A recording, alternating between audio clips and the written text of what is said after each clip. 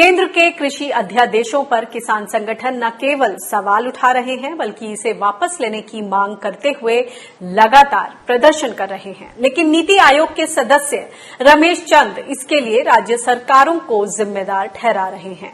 PhD chamber of commerce and industry के एक webinar को संबोधित करते हुए उन्होंने कहा कि अभी अगर मैं राज्यों को देखता हूं तो मैं उन्हें 3 श्रेणियों में रखता हूं। मध्य प्रदेश जैसे राज्य हैं जो उत्साह से सुधारों को गले लगा रहे हैं। वहीं राज्यों की एक दूसरी श्रेणी है जो इंतजार करो और देखो की नीति यानी कि वेट एंड वॉच की नीति अपना रहे हैं। जबकि राज्यों की एक तीसरी श्रेणी भी है जहां की सरकारें दुर्भाग्य से किसानों को सुधारों का विरोध करने के लिए उकसा रही हैं। हाल ही में केंद्र सरकार 3 अध्यादेश लाई है। इससे किसानों को मंडी परिसर के बाहर अपनी उपज बेचने और फसलों की बिक्री के लिए निजी कंपनियों से समझौता करने की छूट दी गई है। इसके अलावा आवश्यक वस्तु अधिनियम के तहत स्टॉक लिमिट को खत्म कर दिया गया है। और तीसरा अध्यादेश कॉन्ट्रैक्ट फार्मिंग यानी ठेका खेती से जुड़ा हुआ है। केंद्र के कृषि अध्यादेशों को लेकर जो नीति आयोग के सदस्य रमेश चांद जी के व्यूज हैं वो हमने आपके सामने रखे कि 3 श्रेणियों में बेसिकली राज्यों को डिवाइड किया जा सकता है। इस पर और ज्यादा बातचीत करते हैं, राय लेते हैं। मध्य प्रदेश से किसान नेता राहुल राज हमारे साथ जुड़ गए हैं कि रमेश चांद जी का कहना है कि मध्य प्रदेश, खासतौर से उसका नाम लिया गया है, ये राज्य ऐसा है जो कि एम्ब्रेस कर रहा है इन 3 अध्यादेशों को, गले लगा रहा है। तो हम समझते हैं राहुल जी से कि राहुल, असल में क्या यही स्थिति है धरातल पर? जो किसान हैं क्या वो उत्साहित हैं इन 3 अध्यादेशों को लेकर मध्य प्रदेश में? क्योंकि जो नीति आयोग के सदस्य हैं रमेश चांद जी, उनका कहना है, खुले तौर पर उन्होंने मध्य प्रदेश का नाम लिया है और इस कारण उनका ये कहना है कि इस राज्य में एक बेहतर इन्वेस्टमेंट भी आएगा कृषि के क्षेत्र में। देखिए अनिका जी, पहले तो मुझे बड़ा दुख हुआ ये जान के कि जिस व्यक्ति ने ये बात कही है वो पीएचडी जैसी मानद उपाधि कृषि क्षेत्र में रखता है। 30 वर्ष से ज्यादा का अनुभव उनको कृषि पॉलिसीज का है और देश ही नहीं दुनिया की तमाम आयोगों में उनका नाम भी है। उनने लगभग 100 से ज्यादा पेपर प्रेजेंट किए हैं। ऐसे प्रबुद्ध व्यक्ति ने ऐसी बात कही है कि मध्य प्रदेश के किसान जो है वो इसको गले लगा रहे हैं। गले यहाँ की सरकार लगा रही है क्योंकि एक ही दल की सरकार है केंद्र में और राज्य में, और हमारे राज्य के मुख्यमंत्री जो है उनके कुछ नंबर कम है नरेंद्र मोदी जी की लिस्ट में, तो वो नंबर बढ़ाने के लिए सबसे पहले इंप्लीमेंट करने की दौड़ में रहते हैं। जैसे कि जब कृषि अध्यादेश लागू भी नहीं हुए थे तो उससे पहले कोरोना काल में मंडियों का निजीकरण यहाँ कर दिया गया।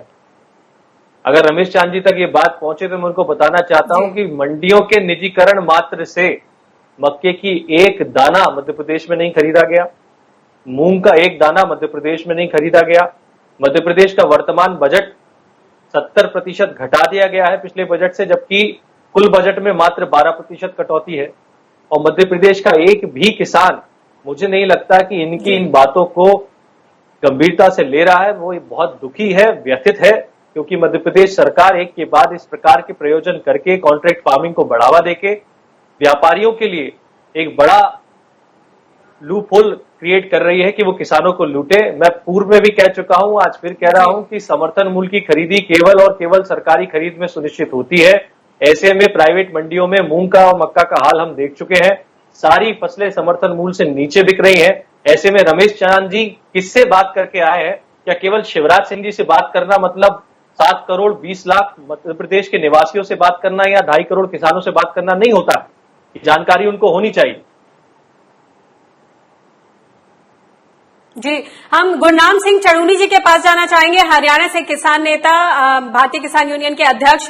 गुरनाम जी, सभी किसान जो हैं पिछले कई दिनों से, खासतौर से पंजाब, हरियाणा, राजस्थान या फिर छत्तीसगढ़ की बात करें, सभी किसान विरोध कर रहे हैं 3 अध्यादेशों का। आप लोगों का कहना है कि जो 15 अगस्त है उस दिन हम काला दिवस मनाएंगे। खासतौर से किसान इस बात को पुरजोर तरीके से सामने रखना चाहते हैं कि वो 3 अध्यादेशों से बिल्कुल खुश नहीं है और वो चाहते हैं कि एमएसपी की सुनिश्चितता करने वाला एक 4था अध्यादेश आए।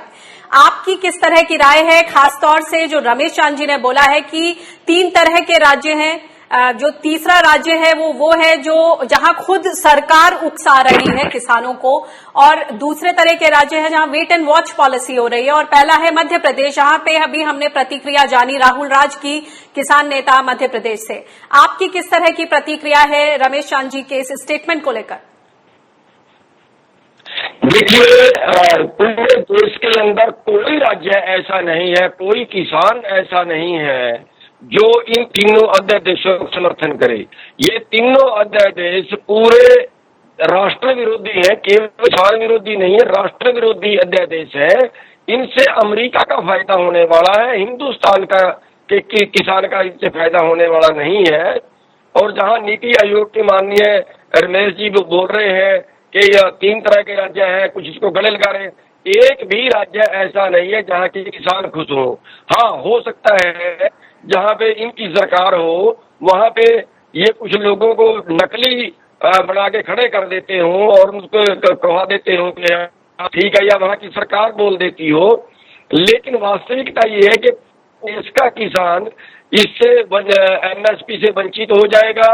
पूरे देश को के किसान जब कालाबाजारी का सामना करना पड़ेगा पूरे देश के नागरिकों को।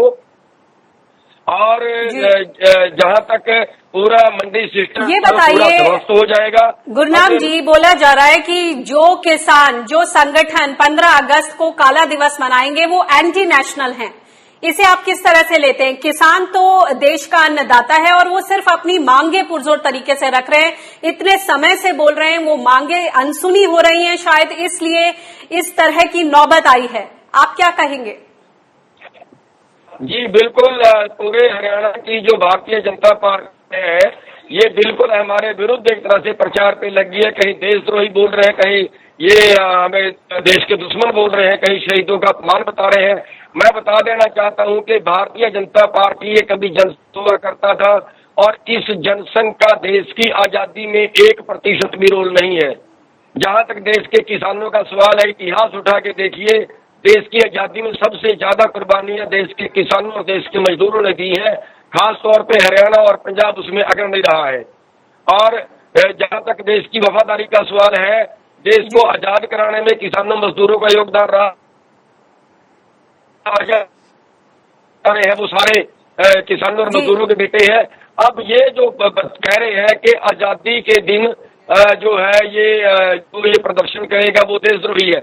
मैं बता देना चाहता हूं कि शहीद भगत सिंह जैसों ने, महात्मा गांधी जैसों ने कौन सी आजादी की बात की थी और कौन सी आजादी मिली है।